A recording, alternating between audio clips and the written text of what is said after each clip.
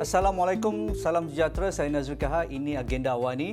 Kita terus berbicara berkaitan dengan keputusan mahkamah dengan keputusan yang amat besar, kes yang berprofil tinggi melibatkan mantan pemimpin negara.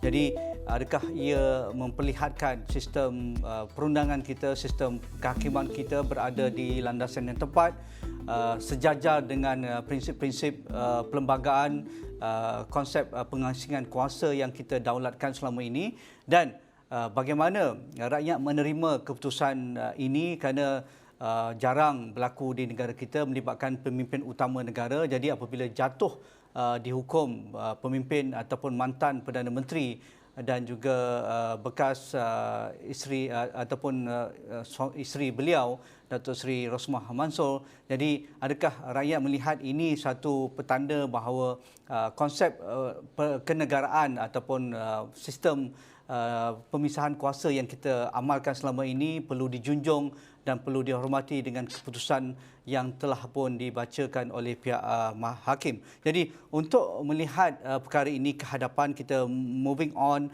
dan bagaimana kita ingin melihat negara bergerak sebagai sebuah negara bangsa yang telus mengangkat integriti dan memberikan keyakinan kepada rakyat bahawa negara masih berada di landasan yang betul, fungsi-fungsi sistem kenegaraan kita masih berada di landasan yang betul seperti parlimen, kuasa eksekutif dan juga kuasa perundangan. Jadi di talian pada malam ini saya bersama dengan Fakrul Razi Rashid untuk mendapatkan pandangan beliau, Pegawai Penyelidik Refsa. Assalamualaikum Fakrul Razi. Waalaikumsalam warahmatullahi wabarakatuh. Dengan dua keputusan yang terkini ini melibatkan mantan pemimpin utama negara dan isteri beliau, adakah ia merupakan satu manifestasi bahawa segala tomahan, segala persepsi yang kita rasa sukar untuk membuktikan kes-kes melibatkan rasuah yang jumlahnya berbilion ringgit, dan apatah lagi melibatkan pemimpin utama sama ada pemimpin politik ataupun kaki tangan awam dan sebagainya, sesuatu yang agak mustahil pada sebilangan besar rakyat pada ketika ini ataupun sebelum ini, tetapi nampaknya dalam seminggu dua ini inilah yang diperlihatkan oleh sistem perundangan negara kita. Komen Fakrul Razi. Kalau kita lihat apa yang berlaku kebelakangan ini, iaitu sebelum dan lagi sebelum kita menyambut merdeka pada kali ke-65 tahun pada tahun ini, kita dapat melihat beberapa kes ataupun isu-isu integriti dan masalah rasuah, ketirisan itu telah dibawa ke muka pengadilan dan melihat keputusannya berpihak, saya rasa secara adil dan saksama. Di mana kalau kita lihat sebelum ini, sebelum PIU 14, kalau saya boleh recall balik saya punya memori saya ataupun saya punya pemikiran, agak mustahil untuk kita membincangkan, dia bukan saya untuk mendakwa tetapi untuk membincangkan isu-isu sensitif berkenaan tentang kes berprofil tinggi ini adalah satu perkara yang agak mustahil. Kerana apabila kita membincangkan isu-isu ini, maka kita punya hak untuk bersuara itu ditekan oleh kerajaan. Timbullah pula ada akta hasutan, ada beberapa pemimpin politik pula ditahan di bawah akta pimpinan aman kerana membuat protes dan sebagainya. Kemudian ada beberapa sekatan diberikan kepada mereka yang cuba mengkritik ataupun cuba memberi pandangan terhadap isu-isu integriti yang melibatkan pemimpin utama negara. Tetapi Alhamdulillah, selepas PIU 14, selepas perubahan kerajaan berlaku buat pertama kali ini dalam sejarah Malaysia, isu-isu integriti ini dapat sambutan ataupun mendapat tarikan daripada rakyat untuk membincangkannya secara luas. Mereka mula membicarakan tentang bagaimana kita boleh mengasingkan pejabat peguam negara dengan pendakwa raya. Bagaimana kita ingin memperkasakan integriti pentadbiran awam dengan memperkukuhkan lagi badan perundangan ataupun parlimen itu sendiri sebagai badan semak dan imbang kepada negara. Jadi isu-isu ini telah mendapat sambutan daripada berbagai lapisan masyarakat dan NGO dan pemimpin politik. Kalau kita lihat beberapa tahun yang lepas, 3-4 tahun, rancang membincangkan tentang bagaimana kita ingin mereformasi pentadbiran awam ataupun institusi politik ini dengan lebih agresif lagi agar kesilapan isu-isu integriti yang kita pernah lalui dahulu tidak akan berulang. Okey, Puan Razi, adakah dengan apa yang kita lihat di depan mata kita sepanjang 2 minggu ini, apatah lagi kita menyambut kemerdekaan yang baru lalu 31 Ogos, wajar rakyat, badan sivil dan rakyat keseluruhannya meraihkan dengan gembira, ataupun kita tidak wajar bersikap berpuas hati kerana ialah institusi kehakiman pun melibatkan manusia juga. Begitu juga institusi eksekutif dan juga legislatif. Ia tidak terpalit ataupun tidak bebas ataupun kalis daripada kesilapan ataupun kekhilafan dan sebagainya. Mengapa badan-badan sivil seperti REFSA, masyarakat awam, people on the street, para akademia perlu menjadikan ini sebagai satu wadah nasional yang perlu tidak ada noktahnya, tidak ada tarikh akhirnya. Okey, setakat ini kita dah berjaya, tapi kita perlu move on lagi untuk menekan ataupun memberikan suara-suara ketiga kepada pihak eksekutif. Saya fikir kerja-kerja sebenarnya baru bermula. Bukan kita rasa berpuas hati, kita duduk selesa apabila Dato' Seri Najib Razak dan beberapa isu integriti dan skandal rasuah itu dapat pendakwaan yang adil dan sama daripada mahkamah. Kerana kerja-kerja untuk, pertamanya untuk melihat perubahan dari segi struktur itu memerlukan proses yang panjang. Kalau kita lihat proses pendakwaan terhadap kes Dato' Seri Najib dan SRC International sebagai contoh, memakan masa bertahun-tahun untuk memastikan keadilan itu dibuat dengan keputusan yang baik dan untuk memastikan terdapat kesesamaan dalam setiap perkara yang dibuat. Dan begitu juga reformasi politik dan reformasi parlimen itu sebagai contoh. Kerana perkara perubahan reformasi institusi ini memakan masa yang panjang kerana ada banyak perkara yang perlu diperhalusi dari segi undang-undang, dari segi technicality, dari segi pentadbiran.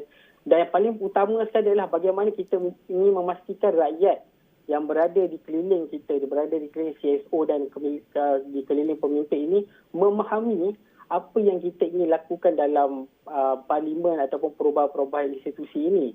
Kerana apa yang saya dapati adalah apabila setiap kali membuat survey ataupun beberapa perkara tentang isu-isu perubahan, memang semestinya isu ekonomi itu adalah isu yang paling penting sekali dalam rakyat.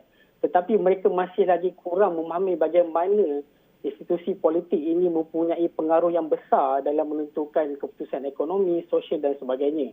Dan apabila kita membicarakan tentang contohnya perubahan parlimen, ramai di antara rakyat tidak dapat menghubungkan antara bagaimana perubahan parlimen ini begitu besar kepada mereka, bagaimana reformasi untuk memastikan badan-badan bebas daripada cengkaman eksekutif seperti SPR ini memberi impak yang besar kepada sistem pentadbiran negara. Dan saya fikir ini kerja paling berat daripada CSO dan beberapa pengalis politik untuk memastikan rakyat memahami, rakyat sekali dengan kita dalam isu-isu agenda reformasi politik dan badan institusi ini. Ya, jadi tidak ada kewajaran untuk meraihkan secara berlebihan dengan dua keputusan besar setakat ini, tetapi rakyat keseluruhannya mampu membuat tindakan masing-masing, sama ada sebagai warga sivil, sebagai mereka yang bertanggungjawab apabila diminta untuk ke kotak undi setiap 5 tahun. Jadi fungsi semua warga ingin melihat negara berada di landasan yang betul sebagai negara yang mengangkat institusi yang kita lakukan selama ini atau kita angkat selama ini tanpa berdolak dalih ataupun menolak ke belakang ataupun menoleh ke belakang. Pandangan Pak Razi. Saya rasa ini yang paling penting kerana kalau kita lihat selepas kes pendakwaan Dato' Seri Najib baru-baru ini kepada Dato' Seri Romah Rosman, beberapa suara daripada rakyat yang masih keliru dan masih memperlihatkan bahawa rasanya ini adalah satu konspirasi politik untuk menjatuhkan pemimpin mereka.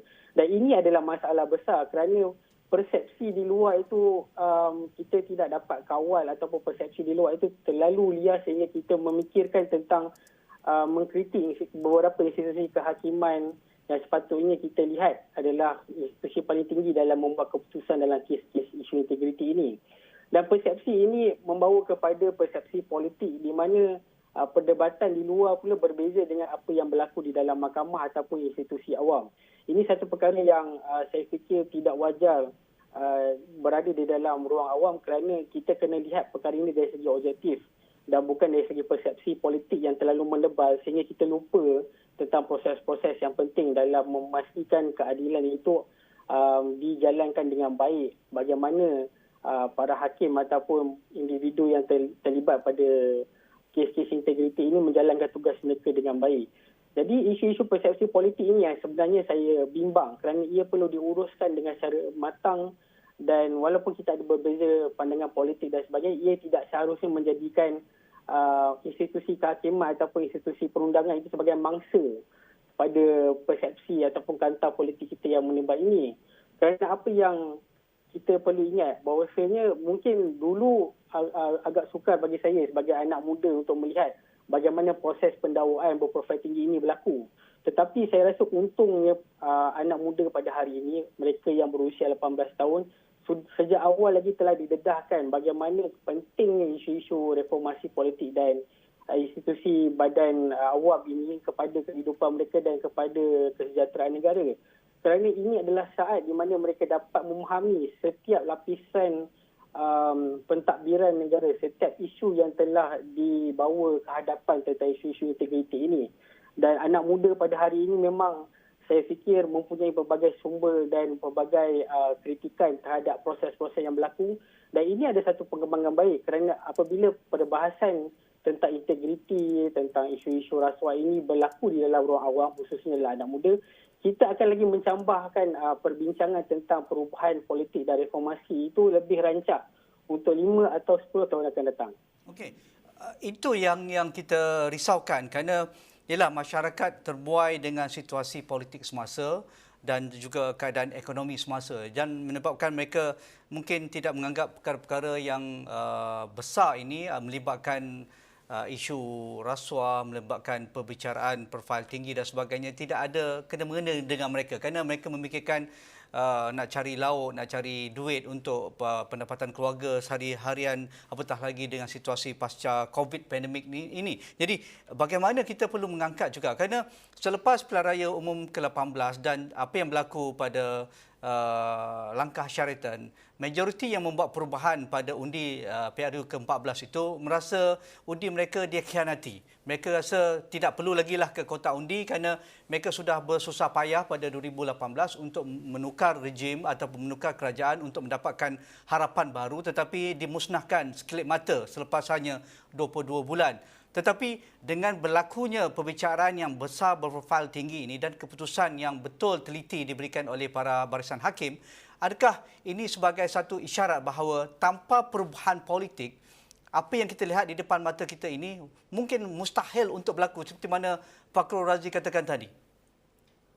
Saya rasa itu poin yang amat penting di mana tentang soal undi ini kita perlu ada satu kefahaman di mana undi ini bukan sahaja berlaku pada 5 tahun, tetapi proses dalam 5 tahun itu hak kita sebagai kewarganegaraan, hak kita sebagai rakyat untuk memastikan aktor-aktor politik dan individu yang terpaling dengan isu rasuah ini perlu dibenteras dengan lebih serius.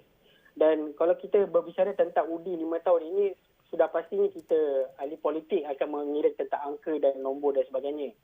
Dan ini boleh menjadi satu daya tarikan untuk menarik rakyat ataupun pengundi kita keluar mengundi pada PRU 15. Cuma mesej yang ingin disampaikan di sini adalah bukan kerana 5 tahun sekali kita putus asa, tetapi dalam tempoh 5 tahun itu kita tak seharusnya berputus asa dalam institusi politik. Kerana pengundian yang berlaku hanyalah, kalau ada persepsi yang mengatakan undi hanya berlaku 5 tahun sekali itu, saya rasa kita perlu betulkan supaya rakyat boleh di-empower ataupun diberikan hak mereka dalam urusan yang lebih luas dan lebih besar lagi. Contohnya macam mana rakyat pada hari ini, lebih-lebih lagi pada persatuan yang berada di kawasan perumahan dan sebagainya, boleh engage dengan pemimpin mereka tentang isu-isu dasar, tentang isu-isu politik semasa. Dan mereka tidak seharusnya dalam tempoh 5 tahun selepas 5 tahun mengundi itu mereka terus hilang. Rakyat buat kerja rakyat, pemimpin buat kerja pemimpin. Dan perkara ini saya rasa tidak seharusnya berlaku lagi di Malaysia. Kerana selepas PRU 14, ruang demokratik itu telah dibuka luas kepada semua pihak. Tak kira lah Melayu, Cina, India ataupun beberapa isu-isu dan sebagainya untuk membincangkan perkara-perkara yang lebih konstruktif dan boleh membantu Malaysia kembalikan semula imej mereka yang telah terpalit dengan beberapa konotasi nama seperti kleptokrasi, kerajaan gagal dan sebagainya. Dan ini saya rasa apa yang rakyat perlu lihat adalah harapan itu masih ada. Cuma dalam konteks membuat perubahan itu sudah semestinya ada turun naiknya. Sudah semestinya ada beberapa perkara yang tidak mungkin kita persetujui, tetapi konsistensi masyarakat sivil, rakyat biasa, pemimpin politik dalam melihat agenda integriti nasional ini adalah satu perkara yang lebih utama berbanding hanya menunggu 5 tahun untuk diselesaikan.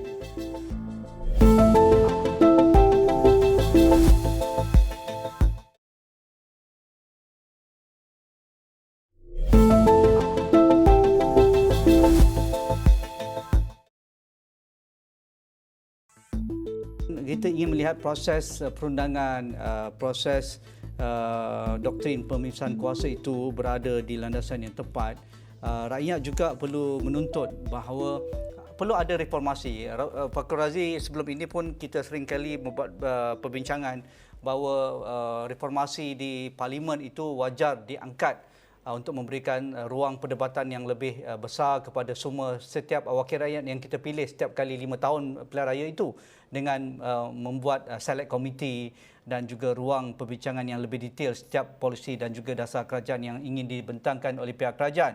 Itu yang pertama. Begitu juga dari aspek kehakiman dan juga institusi penting seperti pejabat peguam negara dan juga pendakwaan. Kerana dalam hal ini kita tidak boleh nafikan ada persepsi mengatakan ada pendakwaan terpilih, ada pendakwaan yang sudah pun dibebaskan, dan juga selective punishment dan ataupun perbicaraan politik sentiasa diangkat oleh pemain politik begitu. Jadi untuk kita bergerak ke hadapan, mengapa institusi yang begitu sensitif dan penting ini perlu dia adakan reformasi segera untuk mengelakkan persepsi-persepsi serong masyarakat yang apabila keputusan tidak memihak kepada mereka, mereka akan mengatakan ini pendakwaan terpilih, ini pendakwaan politik, dan apabila kerajaan baru mereka akan ada cara mereka dan sebagainya.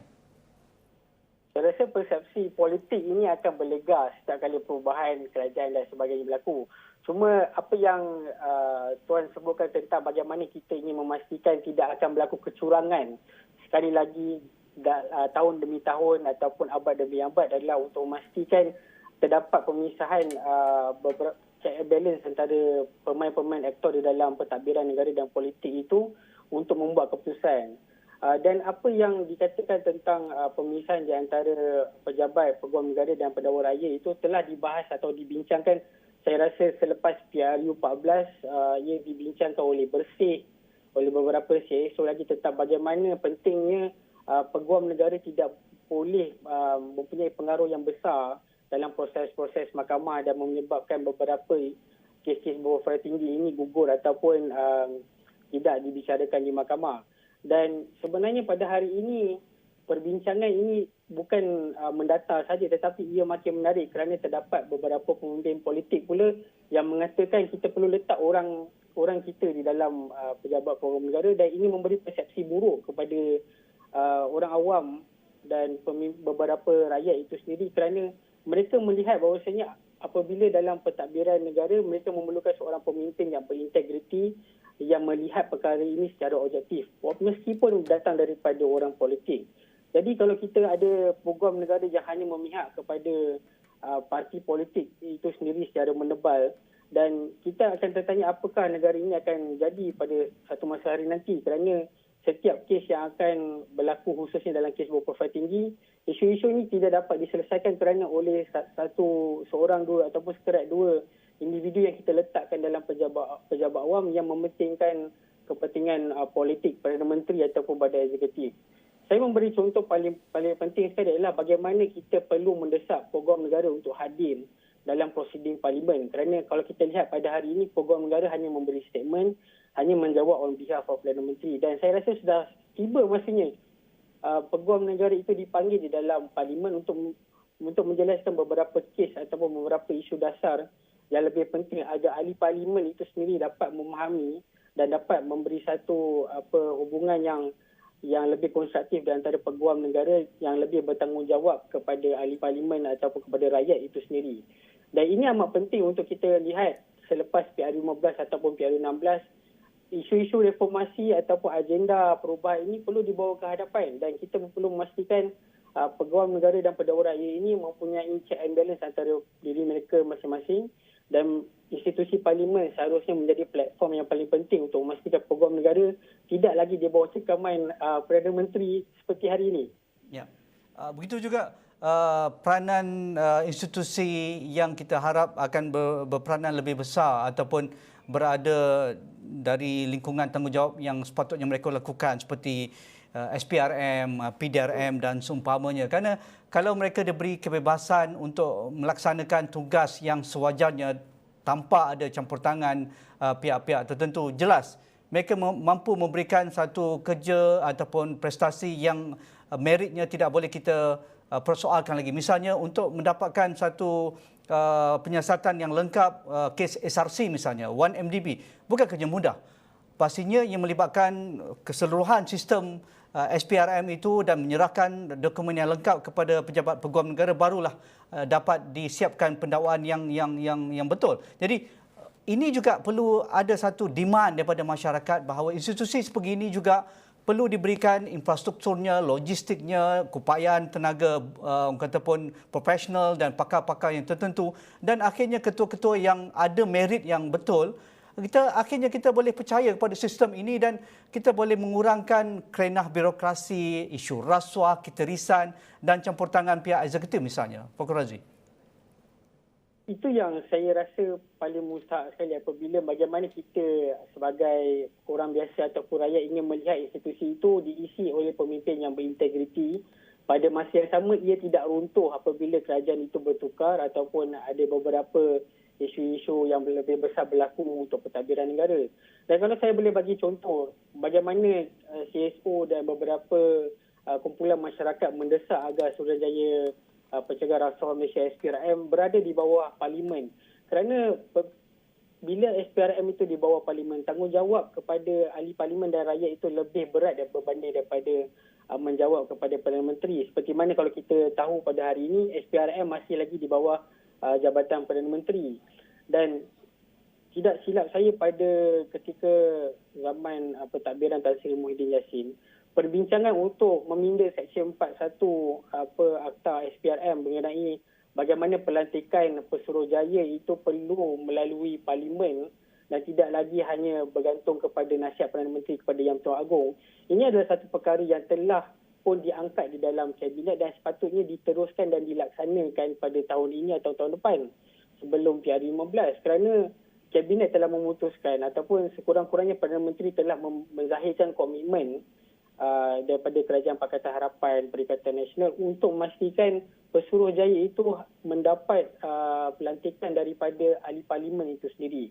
Dan ini akan memberi satu idea yang lebih besar kepada rakyat untuk melihat bagaimana wakil rakyat mereka ataupun bagaimana parlimen yang sepatutnya membuat keputusan besar ini dapat memberi satu ruang kepada mereka melihat sendiri proses ini secara terus dan terbuka. Kerana sebelum ini kita mempunyai beberapa isu, contohnya pelantikan Pesuruhjaya SPRM iaitu Latifah Koya sebelum ini yang dipersoalkan kerana beliau merupakan orang politik tetapi tiba-tiba menjadi Pesuruhjaya SPRM. Jadi perkara-perkara ini sebenarnya telah dibawa pun di dalam parlimen, dibincangkan dalam sebuah jawatankuasa khas. Bertanya tentang proses pelantikan ini telah atau tidak, agendanya apa dan sebagainya. Dan perkara-perkara ini kita sepatutnya teruskan supaya perubahan reformasi politik dan pentadbiran awam ini tidak statik. Ya. Saya sering risau apabila perubahan reformasi politik ataupun perundangan atau parlimen ini hanya berlaku apabila sudah selesai semuanya dan kemudiannya kita kembali balik pada perasaan ataupun konotasi yang lama. Dan ini satu perkara yang kita perlu ubah dari semasa ke semasa. Ya, akhir sekali, Pak Razi, dengan sentimen dan persepsi yang semakin berubah dengan sistem kenegaraan yang kita lihat pada masa ini dan berbanding pada selepas langkah syariatan dan beberapa pilihan raya kecil termasuk pilihan raya negeri sebelum ini, seolah-olah masyarakat menghindari, terutamanya yang berada di atas pagar, mereka yang ingin melihat perubahan itu mereka rasa putus asa, mereka tidak mahu kembali ke petak undi. Tetapi nampak sebulan dua ini dengan isu LCS-nya, dengan isu penghakiman kes profil tinggi dan sebagainya, kembali rancak di media sosial dan juga di media arus perdana, dan apabila ke kedai kopi pun kita terasa sentimen itu sedang dibicarakan oleh masyarakat awam. Mengapa ini penting disemarakkan menuju pilihan raya umum ke-15 dan dengan undi 18, pendaftaran automatik dan sebagainya, ini yang kita mahukan mereka perlu membuat keputusan yang wajar pada pilihan raya untuk memilih wakil dan pemimpin mereka.